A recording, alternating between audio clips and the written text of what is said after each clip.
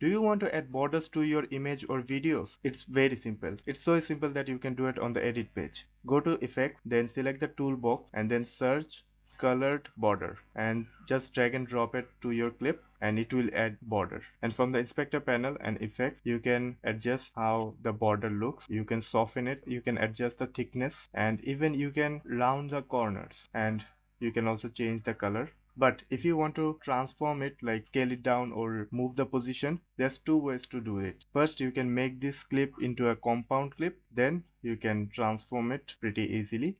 But if you don't want to convert it into a compound clip, then you go to effects panel and open effect and search transform and drop this transform effect into it and go to effect and open effect, not fusion. Go to open effect and from here you can scale it down and you can use the transform properties. But if you want to curve the edges without the borders, we can go to effects and fusion, and in the border section, first make the border color to black and then take the alpha to 0 and it will get rid of the border. But there's a better way of doing this which you can watch on this video. It is a very lightweight effect both in fusion page and edit page, so you should check this video out.